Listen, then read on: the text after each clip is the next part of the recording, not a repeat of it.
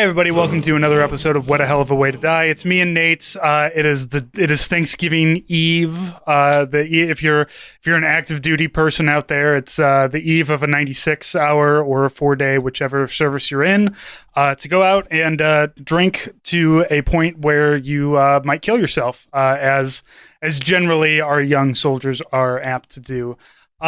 Nate, you're in England, so, I mean, does this really mean anything to you? No. In fact, Cynthia and I were talking about this, that it's actually, not only is it not a vacation or a holiday weekend, it's actually one of the busier weeks because this is one of the last weeks before people just start fucking disappearing for the holidays. So, like, if you work in an office, if you do stuff, like, there's a ton of coordination that's having to be done in these last 2 weeks, but specifically this week, because starting in December, like, people will start to vanish for a while and it won't be normal until after New Year's. So, in fact, I have to work tomorrow, but I don't have like a thing tomorrow. I thought I did, but it's actually Friday. But since I've lived here, I've always had something on Thanksgiving, some either recording session or some sort of an event or something along those lines. And yeah, it's always funny because it's just like, not only is it not a holiday that's celebrated, but like, timing wise, I just always seem to be really busy. And it's also funny too, because Black Friday is a thing here. Like, they do Black Friday sales, but it's like, but Black Friday is the Friday after Thanksgiving. Like, why do you call it that? It's just the sort of Americanization of e-commerce, I guess. Yeah, everybody. I mean, this is like, I guess everybody follows along with America says that the Christmas season starts after Thanksgiving. So like, it's a good stake in the ground to say, look, we get 3 weeks between Halloween and Thanksgiving to do whatever, but after that, that's when we start doing the Black Friday sales or the whatever. Like, all the sales are going to start up then. So they're just once again, the world turns to America to be the guiding light, to let them know exactly how to do capitalism, because God damn it, we just do it so well. Something like that. Yeah. So what's up, man? I mean, like, you guys, you're basically shutting down. I think you said you had like the whole week off, right? I took the entire week off because I had a whole bunch of PTO saved up because during COVID, we really weren't traveling as much. So, I didn't take days off. So I just took this whole week off. And so back on Veterans Day, there's so the Arch, we got the Arch grounds, they're federally owned, it's a federal national park and everything, but there's also riverboats that you can do riverboat tours. Now, they are built to look like the old-timey riverboats, and they have the paddle wheel and everything, but they do have, like, updated motors and everything. So, and you can take riverboat tours up and down the Mississippi, like, nearby. Not like, it's not like a multi-day cruise to go to New Orleans, though those do exist. It's just not what this company does. So, what we've done on it is we've gone up to, we've got locks and dams on the river up higher, up north from us, and we got a lot of locks and dams to just, because the river is still a huge commercial, it's very easy to float stuff down a river. So it's still a very commercialized kind of place. So you can, go up and down and see the locks and dams. They do German, like they have like a German polka band, and like not necessarily on the lock and dam, like in lock and dam, they have a German, specifically like a German, they have catering of, German strudel and fucking sauerkraut, whatever. They have a polka band of a bunch of old dudes with polka stuff and wearing. So basically what I'm getting to is that there's this like riverboat tour thing that you can do. I follow them on Twitter because they always have deals and I like doing the little tours that they do. But on Veterans Day, they reached out, they had a tweet that said, hey, if you want to nominate a veteran, and tell us why you want to nominate them, we will provide a Thanksgiving meal for that veteran and their family. So I felt it would be too presumptuous to nominate myself for something like that. So I kind of turned it around and nominated my older brother, who was in the Army for like 34 years. He retired as a major.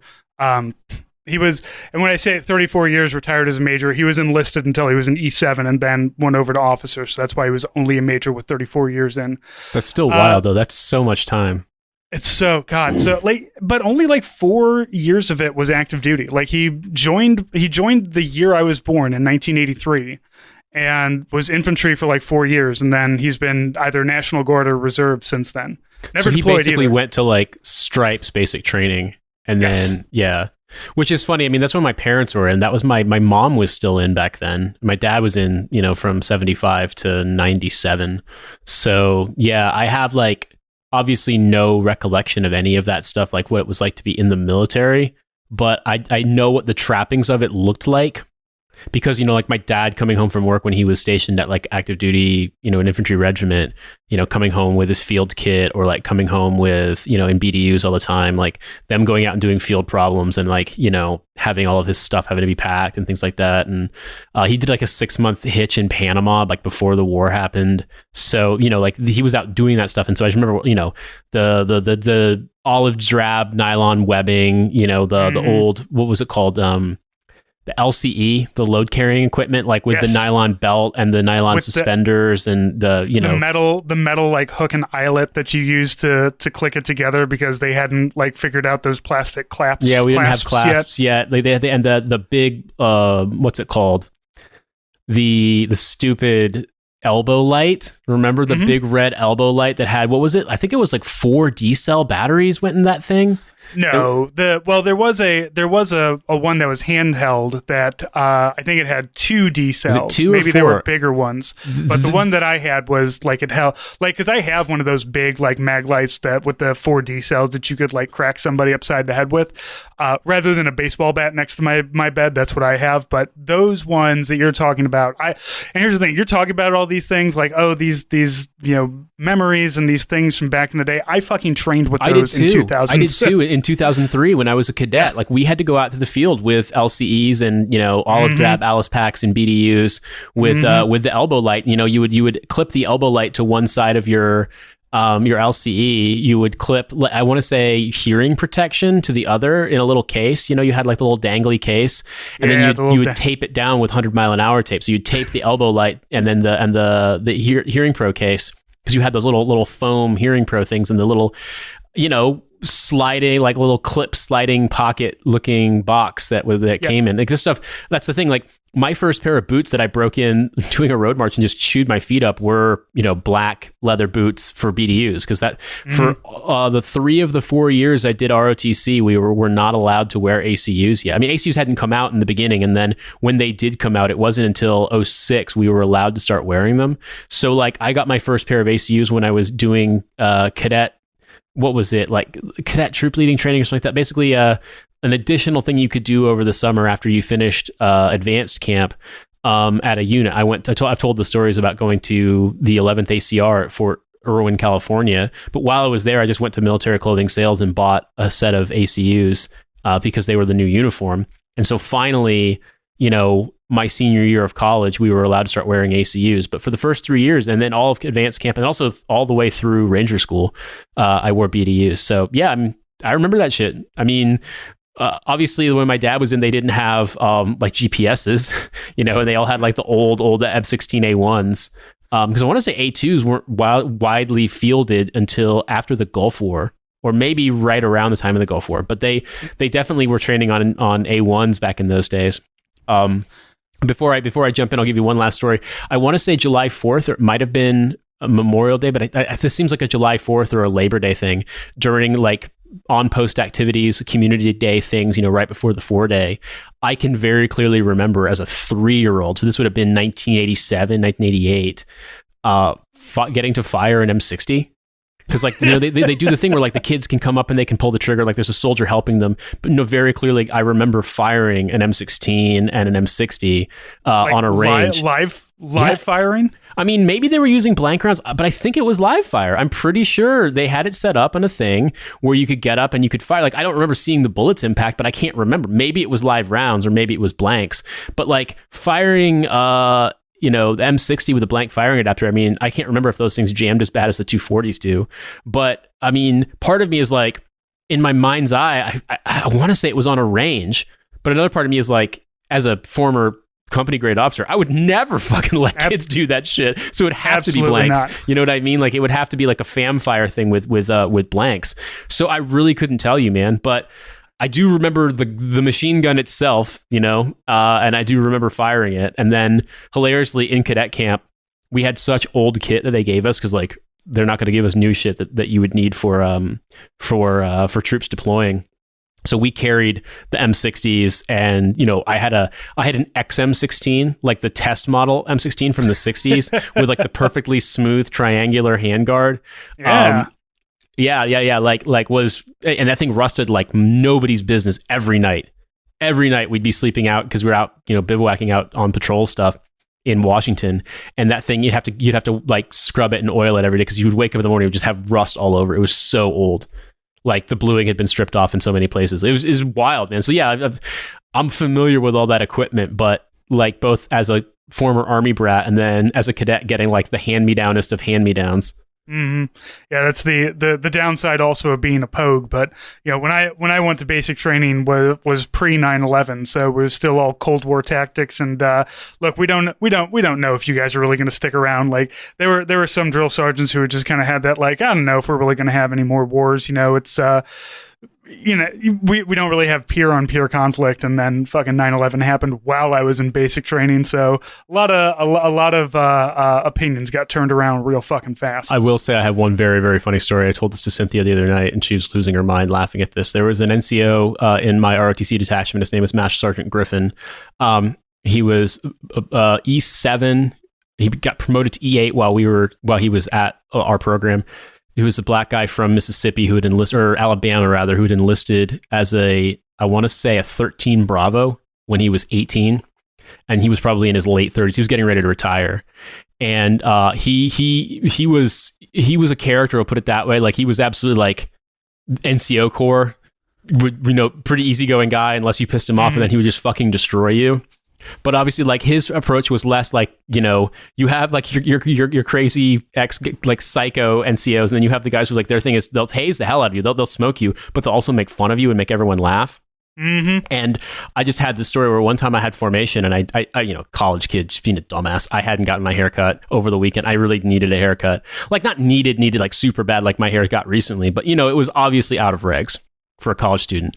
And I came into PT and I was like, fuck, I got to do this Monday morning. So I was like, I'll just like sneak around, be like, stay out of the limelight, stay out of people's way, get like middle of the formation. We've all done it. We've all done it. We know that move. Whether it's not shaving or whether it's not having your hair cut. Or whether it's showing up and you're still drunk. Yes, done that too. It's like, please don't smell my breath, drill sergeant. As a cadet, yes, but not as an officer. I definitely did as a cadet, though. I definitely stayed out at the bars until the bars closed, and then went to PT one time at least. But I'll say this though. So I get in the formation, the PT formation where it's dress right dress or at close intervals or whatever, you know what I mean, with elbow out, that level of closeness. Mm-hmm. And then, they do the whole extended the left march, be straight out. So there's room for everyone, to stretch, etc. And as I'm like standing waiting, I'm like, all right, man, no one said anything. No one called me out, etc. And then I hear this voice right behind my right ear. It goes, you need to get that wig cut, Cadet Buffet. And I was just like, fuck. Startled the shit out of me, and everyone was fucking laughing. Like he was just like, basically like, you're not supposed to be talking, and he's like, that wig is too long. I was just like, fuck. Did not get away with it. Man, we had a drill sergeant come up and fucking what boot ass soldiers we sound like telling basic training stories, but ROTC stories. But I mean, like, we're so far removed from basic training, and like it's changed so much. Like, because when we were learning combatives, and like in the beginning of learning combatives, you just like do this move and then wait and then do this move because you're just like learning the movement.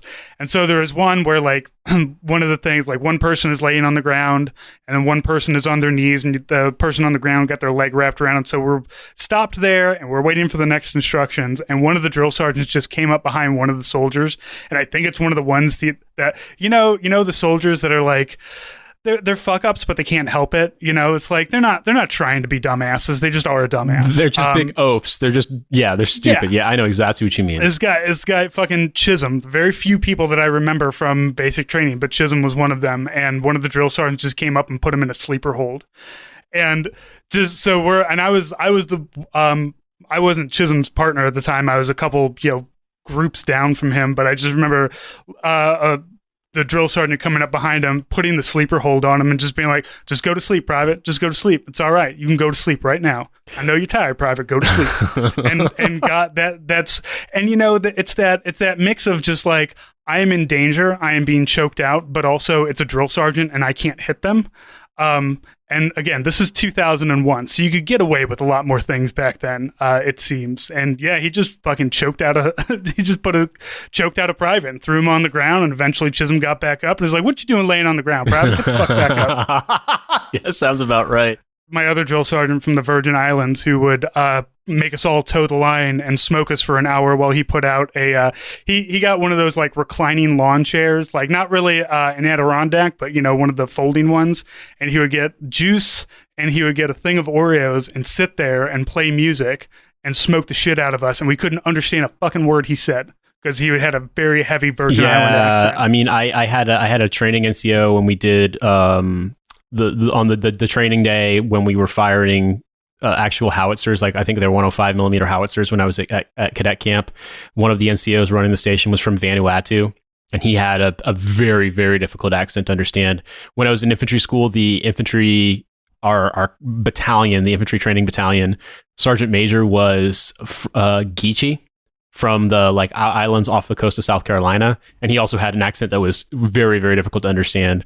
And it was just one of those. And we also have told the story many times about having the British Army Sergeant Major who I was able to understand more or less, but most of my classmates could not understand what he was saying. It is weird how you have that in the military where you'll get thrown in with people and you're just like, I didn't know folks talked this way. And I had soldiers like that who were, for example, Puerto Rican, and like they didn't really speak English that well. But then when they had Spanish speaking soldiers or drill sergeants or NCOs trying to be like, figure out what this fucking soldier is saying, they couldn't understand them either because they're like, what the fuck kind of Spanish do you speak on these islands, man? Like it's wild. Like, and you just get thrown together, and the language you wind up learning and speaking is just Army. Yeah. A lot of weird Southernisms thrown in there, and just like terms and stuff. You learn to do things when you hear a sound. Like, I don't, maybe you don't know what at ease means, but when you hear somebody yell at ease, you know what to do. And that's as far as anybody really needs you to go with communication and basic training. I don't think I ever heard anything ever referred to as a break off or getting broken off until I got in the Army, because that's just not a thing that I heard people saying in Indiana. Nobody will ever break something off inside of somebody, but like when you hear it though, it is incredible. Like, I always thought my father was really good at swearing, and then I like joined the Army, and I was like, man, these guys are on just a fucking different level. Like, especially the drill sergeants that didn't swear, like they were the worst somehow. They managed to say the worst things. Oh, man. Yeah, there was a guy at Ranger School, and I remember he just haranguing us with this thing, like, listen up, Rangers, y'all be smelling like wolf pussy, and just went on this whole tirade about wolf pussy, and he's like... it's like, is this good? Is this bad? I don't know. I was just like, I've told the story to Milo, and he just finds it entirely inscrutable, because he's just like, he's like, I recognize this as English, but I don't actually understand what any of this is supposed to mean. Like, it was just... It's like our drill sergeant who called us goat-smelling privates. And I was like, I never understood whether that meant we smelled goats or we smelled like goats, but he never cursed at us. He just called us a bunch of goat-smelling privates. Yeah, well, you probably did smell like goats, let's be perfectly honest. I know what privates smell like. Come on. Like having dealing with my soldiers, like going out to the field when I was a platoon leader, and one of my soldiers has to have like a boil lanced because he's so filthy and hasn't showered that there's like, it looks like he's been like cleaning a tank engine, levels of oil grime, and it's just from his own body, like around his collar line and on his patrol cap. Like just the smelly kids. You know what I'm talking about. Yeah, every time I see a like, oh, our heroes, the troops, and this, that, and the other thing about the troops, and we love our troops and the great things the troops do, and I just think of every fuck up in the military that I've ever met. Like, as you said, the people who don't shower, don't wash their asses, and you have to like give them orders to do it. Or I had a soldier when I was in HHCXO that my splash sergeant, like basically they had to have him shower in front of them, like that was a direct order, just like make him shower because he just wouldn't do it. I mean, I just think about, like I remember all these abandoned uniforms we had to police up at the clamshells in Bagram when I was on like the last flight out for my brigade. And we wound up with something like 300 pairs of uniform, like of fire retardant ACU tops and bottoms. And like, let's just say that shit did not smell good. Like, exactly. No. Our brave heroes, whatever. It's just like, let's just say it's slightly different from the inside, and we'll leave it at that. I understand that some places don't have like, direct access to showers, but like you got to at least water bottle your armpits and your dick or something. Baby wipes, if you can't shower. I mean, I've gone weeks without a shower when we were in situations either in training or like there were times in Afghanistan we just didn't have water in the cisterns to use the showers that were on base. Like we just didn't have, like there wasn't any way to shower. So you just but you had pallets of, the bottled water, and you just go in there and you just dump that on yourself and soap up and dump yourself off some more. Like it sucks, but I mean, you can get clean. There were times when I was in Iraq when I would do that in the shower, because the cisterns that we had next to the showers where we were at were outside, outside. Just God, I can only imagine. Yeah. They're so hot. Like during the summer, you had no option other than a scalding hot shower. So like we would go in there and be like June, and I'd be like, look, I'm just taking like 5 water bottles in here with me to, I would hit turn the water on and turned it off, soap myself up, and then use the water bottles to rinse off just because it was so goddamn hot. Directly in the sun. Phenomenal. Anyway, I didn't get to finish my story here. So I entered my brother into this contest, and surprisingly we won. And so today is when they delivered it, and they brought along media.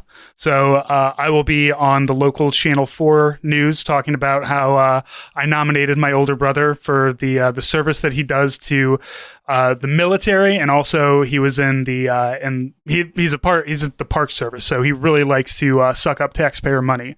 Like all of his paychecks have really come from your tax-paying dollars, everybody out there. So trust me, when he wastes it really good too. So yeah, if anybody wants to see that interview, I managed to, like, it was one of those, it's just like, how much of a shithead do I want to be? And I decided 0, because it's a nice thing. My mom's going to watch it and everything. So I was nice about it. But also, a free Thanksgiving dinner that feeds like 10 people. Like they showed up with so much food that all it needs to do is be reheated. So, thumbs up for me. I sent an email and I got Thanksgiving taken care of. Well, hell yeah, man. I'm trying to think of Thanksgiving stories from when I was in the military. And I realized, doing my mental math here, I spent 7 years in the Army, and of the 7 years I spent on active duty, I think I was able to spend Thanksgiving with my family twice. Not in terms of I chose to not go see them, but that there were 2 instances in which I had the option to go see them and I went. When I was brand new in the Army as a second lieutenant, I was in Ranger School during Thanksgiving, and we didn't get any time off for it. When I was just promoted to first lieutenant at my first unit, we were at NTC for Thanksgiving. Then I was in Afghanistan the next year for Thanksgiving. Then the next year I was in Honduras, and I had just gotten there, so I wasn't on the duty roster of people who would be allowed to take 4-day weekends if you wanted to. The year after that I did go. The year after that I did go. And then the year after that I was in Korea. So yeah, like even... I was going to say, Thanksgiving really feels like one of those like going through the motions holidays where everybody's like, yeah, I guess we do this because it's the holiday in between Halloween and between the good ones, Halloween and Christmas. So, but yeah, all of those, like what I know that we would have like, quote, Thanksgiving, they'd have dry ass turkey and mashed potatoes for us, like as they would on any like, Monday afternoon regardless. But they would, sometimes we got, did you guys get the carved watermelons and stuff like for centerpieces and ambiance? The only place I can remember that being a thing was actually in Ranger School. The DFAC was really nice. They were actually nice to us on Thanksgiving. I've told this story on the podcast before, but like people were practically crying because it was just like the emotional experience of both suddenly being safe and warm and nice and having good food and getting like, and the instructors weren't being dicks to us. Like it was so weird and we had been in Ranger School for almost 4 weeks at that point. So just the sudden tempo change of them just being nice was it was so weird. Like it was emotionally overwhelming. When I was at NTC, we just got mermites of food from the chow hall. Like it was Thanksgiving dinner, but like, it was the usual tradition stuff. The officers, we wore Christmas, like Santa Claus hats, and we served all the soldiers and stuff like that. People rotated in shifts doing it. That's right. I forgot about that tradition. That's Thanksgiving and Christmas. They do that where you'll see you'll get to meet the brigadier general because he's fucking ladling mashed potatoes and asking you about your day, and you're just like, I don't want to fucking talk to you, man. Like this is my vacation day. What the fuck? When I was in Afghanistan, we were on a base that had a small American chow hall, a very small American base, and so I want to say I rotated my soldiers out so they could go get food, like the ones who we got food and held on to it in the fridge, I think, or like food orders for the night shift guys so they could have it, they didn't miss. The ones who were on day shift, like me and my NCOIC, just like rotated out and let them go get food and hang out in the day room and like game with each other. Like some of them brought out their laptops and did like fucking a little LAN party and shit gaming. But like, you know, we gave them time off. We like let them have a good time and things like that. But we had this strange setup because we were running this operations center that was basically like our own little compound. And so I was just sort of like us hanging out with Afghans all day and, you know, doing stuff, running the radio room, doing ops, doing training for soldiers and for NCOs and officers and stuff. But especially in winter when things kind of calmed down a little, like it was a very, very weird environment to be in. It was sort of like I was kind of running this little fortress in the middle of nowhere. And so I just, you know, got my guys a chance to hang out. And, you know, I just said, hey, you know, it's an honor to serve with you. And I hope you guys have a good day. And, you know, if you need time to go do something, call your family, whatever, like we'll cover down your radio shifts, me and my NCOIC, like we'll cover it for you so you guys can have time like to yourselves. And we just did that throughout the day. Me and him just swapped out where our soldiers would normally be so that they could have time. And then in 2010, I actually was at Sotocano Air Base in Honduras, and we went to this orphanage that we would volunteer at, and like it was run by some shady people. It was super like not a great place, but our policy was like, well, we can't give these kids gifts because it'll get fucking filched from them, but what we can do is give them food and watch them eat it. So we like prepared them this big ass meal and stuff. I remember cooking a huge pot of chili, like a gigantic vat of chili to bring out, and then they heated it back up on like a wood burning stove, like an actual like made a fire and had a griddle over it to heat it back up and serve to these kids. And we got them like watermelons and, you know, ice cream and stuff like that. Do they eat chili down in Honduras? Or I mean, were you introducing them to chili business like that? Like it's chili is American chili, as I understand it, is really, really like a Tex-Mex kind of thing. Mexican food does have it, but obviously Central America has a very different style of cuisine. Like there are things that are similar to it, but any listeners out there from Honduras, El Salvador, Nicaragua, Guatemala, like they could tell you that the stuff that would be traditionally served like wouldn't be the same. There might be things that are kind of close, but I don't remember Honduran food being particularly spicy, or Salvadorian food for that matter. Not as spicy as Mexican food for sure, but like they would do for Christmas, for example, they would do tamales and things like that. You know, like cooked in corn husks and stuff like that. So, so I was like, fuck it, I'm gonna make chili. I'm like, yo, this is just like meat and beans, and we do this in America. It's got tomatoes in it. Like, sorry, Texans, I did it that way. And I mean, they were hungry, so they ate it all. Right. I mean, I was just curious as to, you know, the giving them the fortified food of Americans is just like, I hope this doesn't like, you know, turn you into super soldiers or make you fart your asses off completely. Maybe. I mean, they were certainly accustomed to eating beans, so I can't imagine it'd be that big of a deal. But I also remember in Afghanistan around Thanksgiving, I also like had to fucking run biometrics on some dudes who'd been killed in an airstrike. So like that Thanksgiving kind of sucked. Let's be perfectly honest. Like I made it nice for my soldiers, but it kind of sucked for me at least. Like it was just not fun. I mean, it was sometimes you got to touch a dead body. You know, it just happens. Yeah. Sometimes you got to touch a dead body, and weird things happen when they've been out in the cold for 3 or 4 days. So we will leave it at that. Biometrics is very hard to run on people who've been dead that long because like stuff decomposes and like you can't really. It's very hard to get iris scans for someone when their eyes look the way that someone's who's been dead that long's eyes look. We'll leave it at that with no further detail. So like I've told, and then okay, last one, and then I will totally hand it over to you.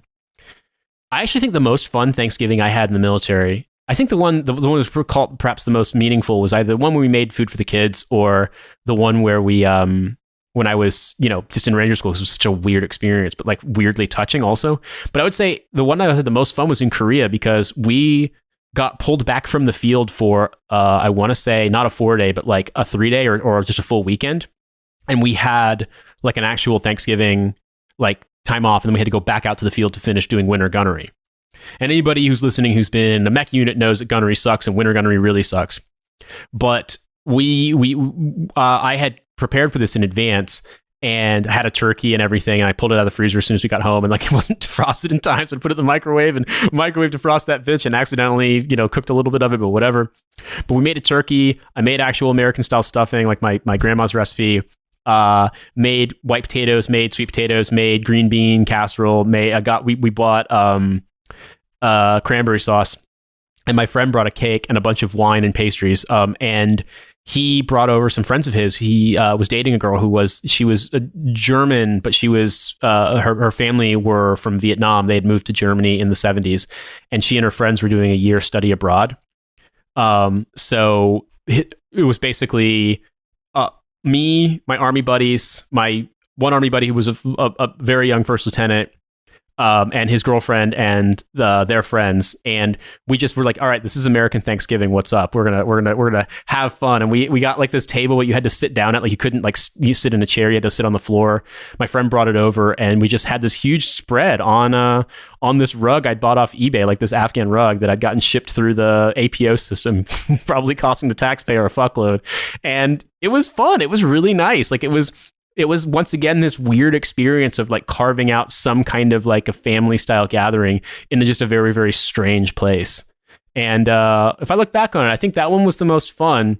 And I think the one that sucked the most was I absolutely have no problem whatsoever with the ritual of the thing with the soldiers, with serving the soldiers. That was actually nice. The thing that sucked about Thanksgiving at NTC was we were the only battalion in the brigade that stayed. Everyone else got to go home with their families. But my battalion was such fucking hardos that they decided we had to do more shit and stay out there and miss it. And it's like, bear in mind that the year prior, a bunch of these soldiers had missed Thanksgiving because they were still in Iraq. And then the next year they were going to miss it again because they were going to be in Afghanistan. And they did it anyway.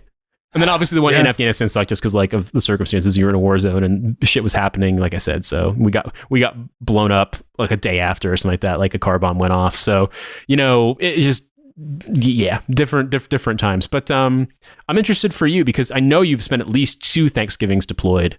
And I really wondered if you'd missed any because of training. I missed a lot of birthdays because of training. I spent a lot of birthdays, if not deployed, then on some kind of, like, it's always been like a drill weekend or something, and then I end up having to, like, sometimes it's cool, you know. I got to do qualifying. It's always fun to go out and shoot the M16s on the government's dime where I don't have to pay for it. But I think so. The first Thanksgiving, and I may be misremembering my timetables on this. My first Thanksgiving overseas was in 2004. So obviously we're talking nearly 17 years ago. I believe Anna Kournikova was there at the base at the time. This was, you know, obviously it's still the early years of the war, so like you still got USO tours fairly regularly out there, like just constantly rotating, you know, people constantly rotating through for the troops. That and you know, USO shows continued onward. I saw some when I went to Iraq in 2009, and I know that like wrestlers came, and I think the band Lit came one time. You know, yes, Bro, it was phenomenal too, because I didn't go to that. I don't think that I knew that it was happening until over the what's their big song? My Own Worst Enemy. Yes, I heard My Own Worst Enemy. I will tell you, there is another Lit song that's really good, called Completely Miserable. You know that song. Yes. The one about you make me come, you make me complete, you make me completely miserable. I think from the perspective, and I'm not exactly a world-class songwriter, but I did write Honk Ball Hoofta Class on my radio tonight. That is a tremendous song. It's a very well-written song. And it's very funny because it's like, you know, kind of melancholy, and it's got this really cool feel to it. But if you watch the video, it's just them basically playing instruments, but singing kind of mopey. But it's like computer edited, so they're playing the instruments, and you realize as it goes on, like on Anna Nicole Smith's ass, or someone like Anna Nicole Smith, like basically on like a hot girl's ass. Like genuinely, it's the stupidest mix up versus like of like the theme of the tone of the song versus the video, and it's like so year 2000. It makes me cringe to death. Music videos back then were just a different, like you could just be like, we're going to do a music video, we're going to the band is going to pretend to play the music, and we're just going to change filters every 10 minutes or every 10 seconds, just put a different, somebody just got you know, the 2001 version of Adobe After Effects, so we're going to just kind of slap some stuff on there and call it a music video. Now it's all like overproduced, and it's fine, it's just different. But you know, back then you could just be like, let's let's have some mopey dudes projected onto it wasn't Anna Nicole Smith, it was Pamela Anderson. But the other 90s blonde, exactly. But you get, it could be one or the other. You get the idea. It's like, what are we gonna do? We're gonna green screen these dudes who are all wearing like black t-shirts and black shorts and have goatees, playing their instruments like onto the footage of her, so it looks like they're playing on her ass. Like, it's incredible. It's just. Every video in the year 2000 was either that or like Scott Stapp from Creed becoming Jesus, like while the world ends with a comet exploding. Like, genuinely, it was so bad. I would disagree with your assumption that it was bad, but as people complain about like, why doesn't MTV show music videos anymore? Fucking why? Like the age of the good music video on TV is gone. Because like, look. Insane Clown Posse isn't making music videos anymore. Like, but at a time you could watch Insane Clown Posse music videos on MTV. After a certain time, I don't think they didn't air shit like Juggalo stuff or like Cop Killer by Ice-T. They didn't air that shit until like, after 10 o'clock at night when all the young impressionable kids were in bed and we could stay up late watching stuff. But yeah, you don't really get away with that anymore. I say that, but also I'm not like, really into the current music scene. I would say people do make quite a bit of music videos, but they're way lower budget now. Like, I remember hearing guys talking about this, that videos that were shot in the 80s, here in the UK, the budgets would be like 100, 200, 300,000 pounds, and now they're like maybe 10,000 pounds. Like the budgets are way lower because they don't spend as much money on the equipment anymore, but for another, they're just like, labels are cheaper and money's not being made as much in the industry. But definitely bands do videos quite a bit. I think in a way they're kind of getting back to the way that they were pre-MTV, where they're more like promos. And so a lot of times they'll just be a relatively simple theme or stuff like that. But I do, I keep up with some new music. Like I between having a Sirius XM subscription and just using Spotify, like I try to find out about new bands and stuff, or, have it play me songs based on a song I like. And, periodically I'll go check this stuff out. And it does seem like there are pretty regularly for these singles, there's going to be music videos for them. But the tech has advanced so much that they can now pay people a lot less to do stuff that would have cost, Michael Jackson music video budget dollars in the 80s and 90s. Yeah, and I know that it was expensive back then. You can kind of do it. I mean, and also just like anybody can do it. Like as you have found out in the years of running our podcast and running other podcasts and now recording songs, I'm sure that like if it came down to it, if we're like, Nate, if we blocked out like 2 weeks, could we record a music video for the Honkball song? And I think you could, and I think you should also. I'm just putting it out there. We've talked about trying to do a video like for one of these, like for the Bin Man Rhapsody. I'm not sure. Did you really? You had only heard Honkball for the first time like last week? I knew that it was out, and I had meant to go. Like the thing is that I thought it was only like on the podcast Patreon stream for Trash Future. I didn't realize it was also on YouTube where I could, just go and listen to it. I was like, because I looked it up. I was like, oh yeah, I've been meaning to do that. And then it's like, oh, all these, like I thought. We have a fan, Ryan Richardson. He makes videos for us. He does these. And that's the thing. I looked up Honkball music, Honkball song. And I found the thing, and it's by like, what's the name of the band that you guys made up for Johannes Vonk and the Clogheads. Right, and I was just like, that sounds like an actual band, so I don't know if this is truly. And so I started listening, and then as soon as the vocals hit in, I was like, okay, no, this is the Trash Future Boys. That's Milo and me, yeah, singing. It's such a stupid story. I'll summarize it because you're telling Thanksgiving stories. Literally, I was riding my bike home one day, and for some reason, this thought occurred to me of like, because I'd seen the meme about the fact that like Dutch is basically a made up fake language because the words for Major League Baseball in Dutch are honkbal hoofdklasse. But I heard, I just, for some reason, I just had, as I was cycling home, I just thought, honkbal hoofdklasse on my radio tonight. And like, I don't know why. I genuinely don't know why. But I had this thought, and I told Milo, I was like, hey man, like, do you want to buy like a cheap MIDI keyboard and try to write a fucking song? And he was down. And it took us like a month because we had no idea what we were doing with any kind of recording. Like just being able to record a single guitar track, flummoxed us for a while. But we eventually got it down, and now it's out there.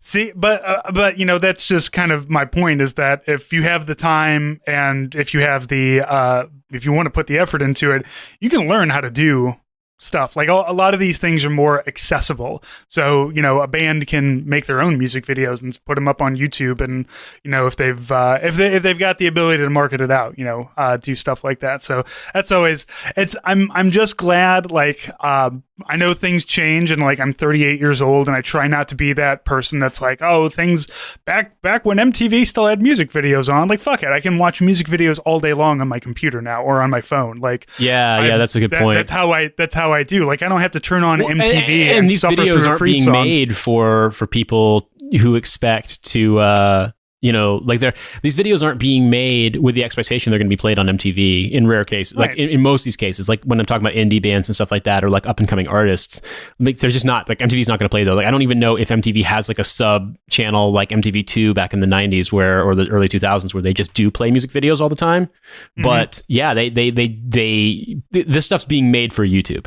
And, with YouTube ads, you could make, remember $4,000 or $5,000 for every million views or so. So if a video is getting, 10 million views, they can easily make the budget back for it.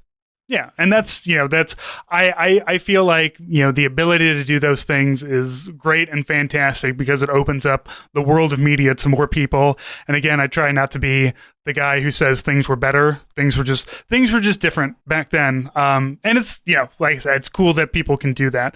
God damn, we have been so fucking off track, and it's fine. It's whatever.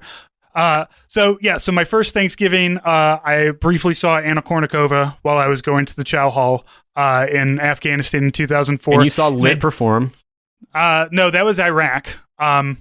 But Afghanistan, the day before I left Afghanistan, I got to meet Henry Rollins because he did a tour through for some reason.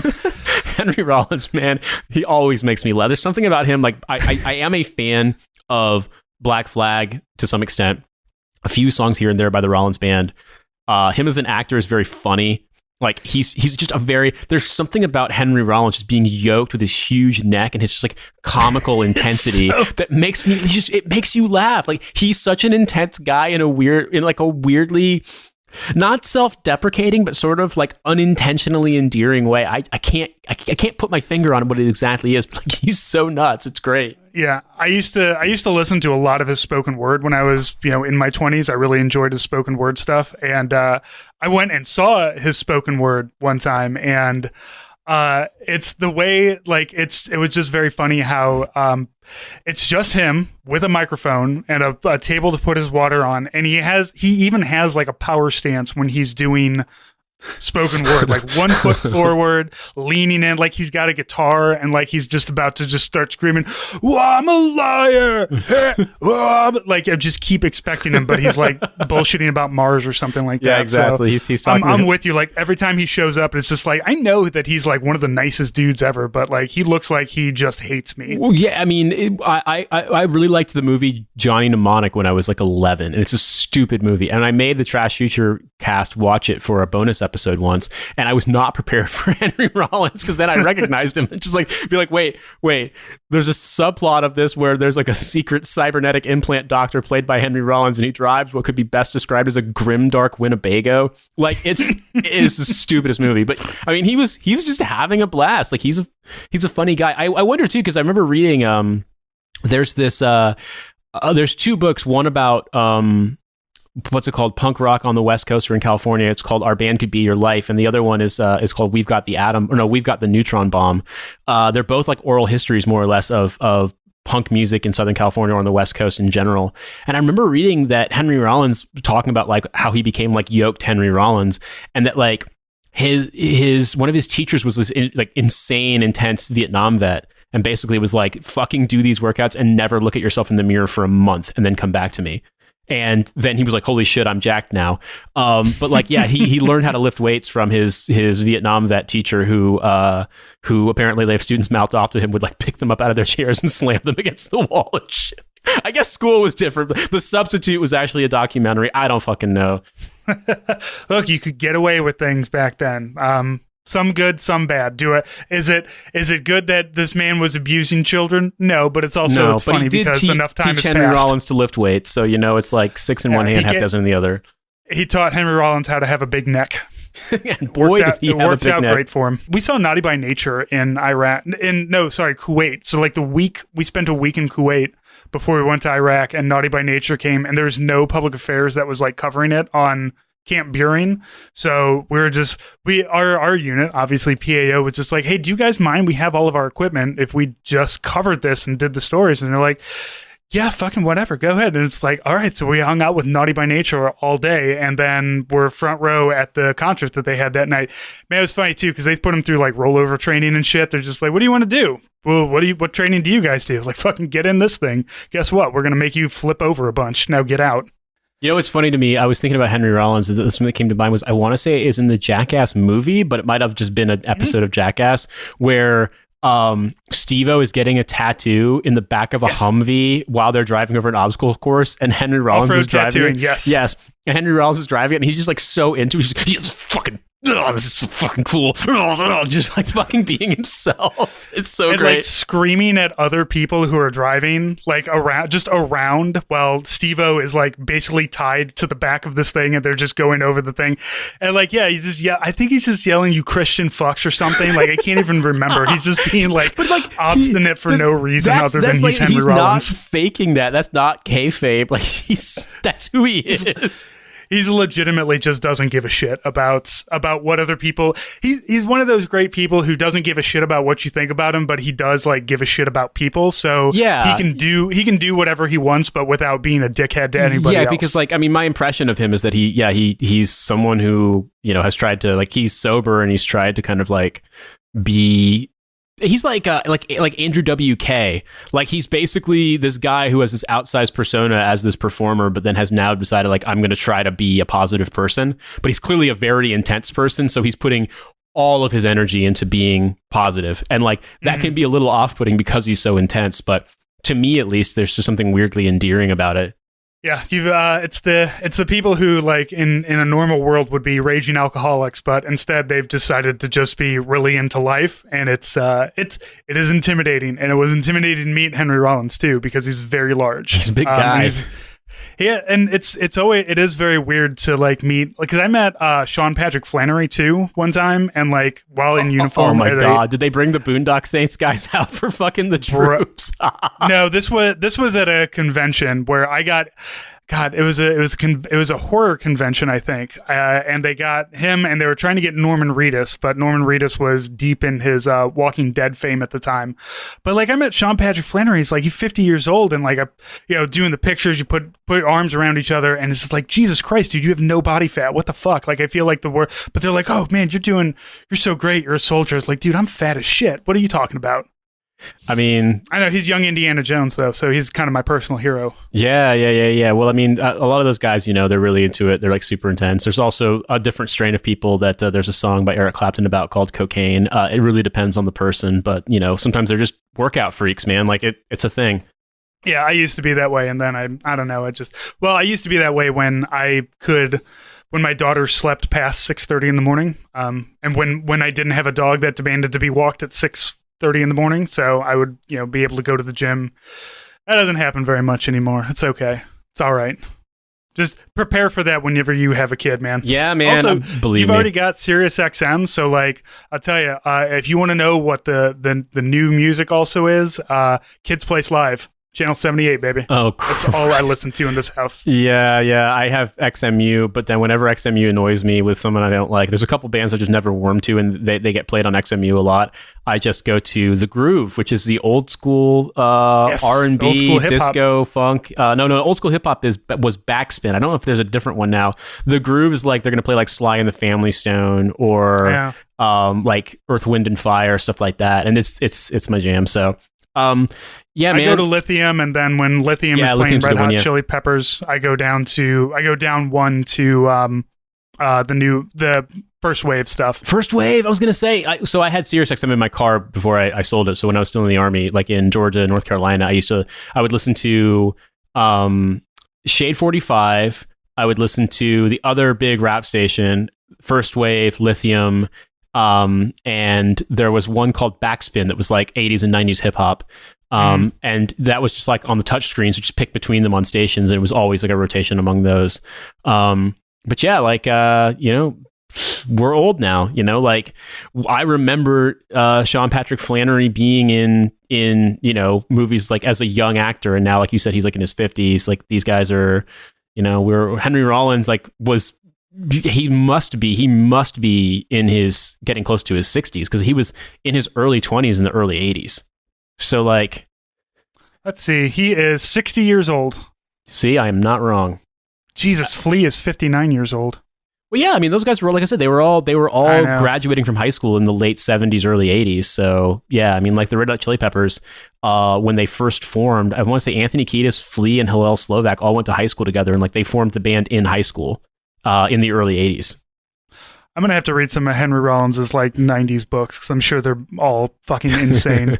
He has such good tour stories, being with the Rollins band and being Black Flag, like good stuff. He talks about like touring through like fucking Germany back when it was East and West Germany, and how like the German guards are just like, if you need to take a piss, don't wander off the road because everything is mined.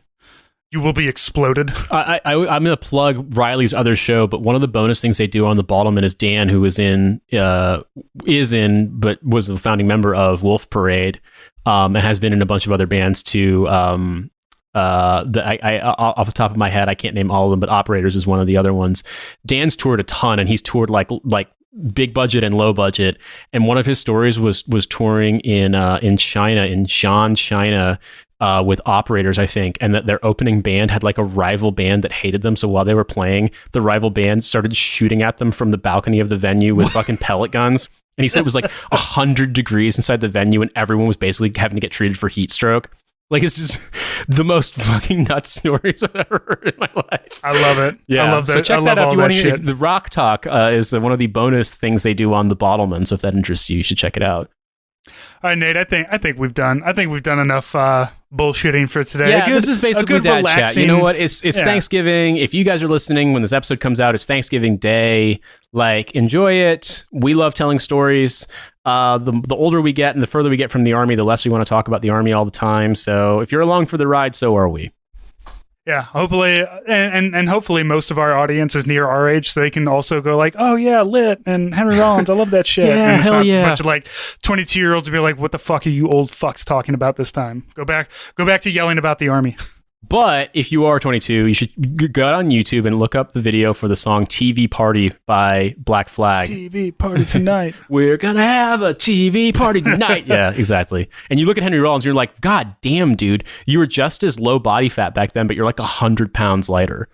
I forget. I'm looking at his filmography too, and I forgot that he was in Lost Highway and Heat. He was in some big shit back in the 90s. Johnny Mnemonic is also his crowning achievement. Very funny movie. Yeah, he was in the Jackass movie. The New Guy with Tommy Lee and DJ Quayles. One of my favorite comedies of the early aughts. This week for the bonus, I made the Zoo Crew watch the MASH movie from 1970, a movie that Joe had never seen, that Carrie had not seen in many years, and same with me, not seen in many years, and surprisingly, does not hold up, as you would imagine, for a movie that is like, if you've seen the TV show MASH and you're like, wow, this is really like a little bit racist and very sexist, the movie is even worse, and the movie tones it down from the book. So we watched that. I've got them to suffer through this with me, so please enjoy. Gary Berghoff, he ended up leaving the show in season 8 because he was just like, I can go on and do other things, and he did not. All the other actors are like, please do not walk away from this fucking from this cash cow of yours. Yeah, I was gonna say, from this like fucking like lottery ticket that you happen to pick up. Yeah. Let's watch After MASH and watch them all get drunk and beat their wives. There was After MASH for 2 seasons. There was Trapper John MD, which somehow ran from 1979 to 1986. What the fuck? Did it have Elliot Gould in it? No, it had the Trapper John from the TV show, I think. Oh, that's fucking. I want Trapper John. You have Trapper John at home. And then wait, listen. So then in an unpurchased television pilot, Walter like W star A star L star whatever. That's just unwieldy. Walter Radar O'Reilly joins the St. Louis Police Force after Hell arm fails. He's a fucking doctor. Why did he become a cop? No, he wasn't a doctor. He's not foreman. a doctor. Yeah. Right. He's just like the radio. He's the radio dude. Yeah, actually, yeah, he's not even a corpsman. He's a clerk. Yeah. So yeah, but like coming back to St. Louis, getting ready to beat some inmates just in time for race riots. Yeah, like getting ready to do some fucking unlawful justice. He's gonna say all lives matter. He turns out he knows a lot of people in St. Louis with the same nickname as the guy that he played football with. Fuck. There's another slur name in here. The dentist name is Painless Pole. Is the Painless Pole because his last name is Waldowski. Pole isn't a slur. It's not usually said the nicest. It's not the nicest. It's not a slur though. It is certainly derogatory. I thought it was Painless Paul. No, Painless Pole. Oh, all right. Well, it just sounds like a numb dick. It sounds like you got a whiskey dick. To him. Well, he's also called Jawbreaker at a couple different points. Yes. Which I have to wonder if the band got their name from that. Because he had a big penis? Yeah. because a dentist in a movie had a big dick. They're like, let's name our band after this. Why does everybody know the size of the dentist's dick? Yeah, I had a question about that too, where they're just all like, yeah, like it's Painless Paul Day, where we all just like line up at the fucking at like the shower tent and just stare and like look at this dude's dick. Like, you know how it is when you're deployed. Like, so what are you doing today? I'm gonna go stare at the dentist's dick after lunch. How about you? Because I think at this time, again, this is the 1970s and it takes place in the 1950s. Like, right now, if any of us really wanted to see a big dick, we have the internet. Anybody can go look at a big dick at any point in time. It's not novel. It's not interesting or anything. It's just a dick. But like at the time in Korea, and they didn't have anything else. Look, back in my day, we had to walk uphill both ways to see a big dick. Back in my day, we had to fucking mail out for a Polaroid for a picture of a big dick. We had to get a fucking 16 millimeter fucking film reel for that shit. To get a dick pic, you had to pay postage and wait 3 weeks. And they get arrested for sending obscenities through the U.S. mail. Let's be honest. The military is fairly homoerotic, just even in itself. So it made like all of them just like, yeah, I want to go look at a giant dick on a dentist, I guess. Yeah, it's just weird that it's like a weekly occurrence. Like to me, like it's just like. Yeah, like it just like like you've already done it once, and you just like buy the season pass. I've already seen this one before. Get a new big dick. Like I want to see his dick. I want to see fall over his dick. Man, this video, this episode is being clipped to shit right now. So let's talk about the plot of what plot there is. There's not really no a plot. It's the Steinfeld of movies. I mean, there's a plot. It's just like it's like a sketch comedy. Did you guys also know that Sylvester Stallone was in this movie? What? Wait, where? What? He plays one of the Jeeps. No, he apparently he admitted it to the director like years later. He was like, yeah, I was in MASH as an extra as a soldier in the catering area. What the fuck? I know. You never see him. He's just like, yeah, I was just an extra in the background. That's actually this is actually the experience that he drew on to be John Rambo. John Rambo was actually never in Vietnam. He was just stealing valor. Oh, he's a cook during the Korean War. No, not even. He was just a cook on the set of MASH. Okay, you're gonna go sexually harass that woman? I'll go sexually harass that woman. You're gonna go sexually gay, Hawkeye. I'll come on. I mean, he is very good at standing on the outside of scenes while sex is occurring because he was in a porn where that's what he did. Did you guys know about that? It's like he has a role as a side character in a porn. Kind of like that bit from Friends where Joey Tribbiani's like, oh, printer's broken, and like there's just people fucking next to it. Like Sylvester Stallone really did that.